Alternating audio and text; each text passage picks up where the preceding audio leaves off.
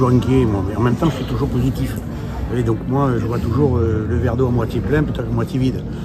La situation financière est complexe du pays, forcément par solidarité aussi de la région, en tant qu'organisateur, les contrats de plan État-région, les fonds européens, tout ce que nous faisons dans nos compétences.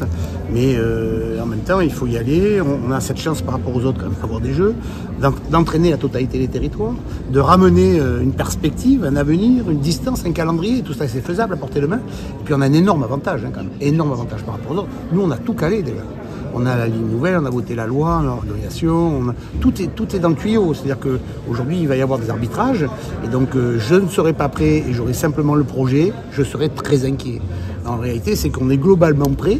On a globalement le soutien de tout le monde et on a vraiment un grand projet pour notre pays. Et donc, ça va sûrement nous faciliter, j'espère, la tâche. Et puis, tu as raison sur un point, c'est que, à juste titre, tu parles de cohésion des territoires en parlant de l'Europe. Il y a des programmes européens sur lesquels nous devons aller les uns et les autres. C'est évidemment une de mes responsabilités avec le ministre en charge de l'Europe, mais aussi avec les élus du territoire, présenter nos projets à Bruxelles parce qu'il y a là aussi des accompagnements qui sont tout à fait importants qu'il faut savoir aller chercher. À signer la lettre d'engagement, après on a c'est 2030, le temps est court et donc on va s'engager au fur et à mesure des années en étant bien évidemment vigilant, mais en se donnant les moyens de réussir. Je pense qu'on a un bel exemple de ce qui a été fait sur les JOP et les JO.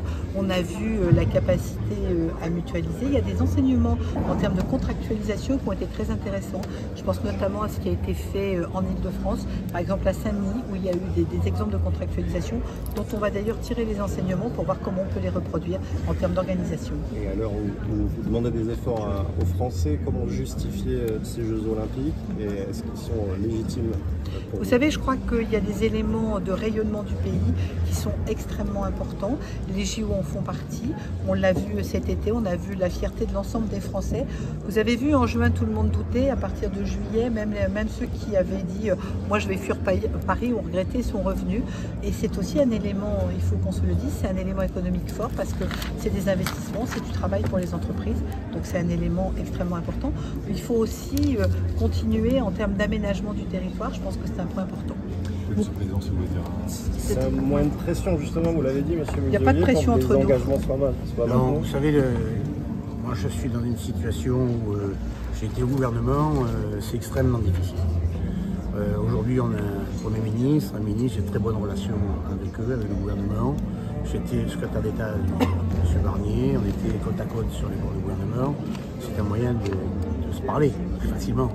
Donc, compte tenu de cette expérience locale, en tant qu'élu local, comme Madame la ministre, et nationale, en tant qu'ancien ministre, moi j'ai fait des propositions. Moi, je suis solidaire, bien entendu, des efforts collectifs qui sont faits au niveau national.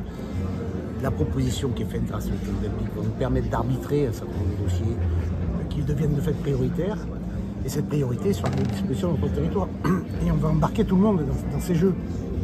Donc oui, il faut être face à cette difficulté essentielle. Oui, il faut soutenir le pays. Oui, il faut avoir un gouvernement. Oui, il faut avoir un budget. Et oui, il faut être sobre. Et donc, on sera sobre.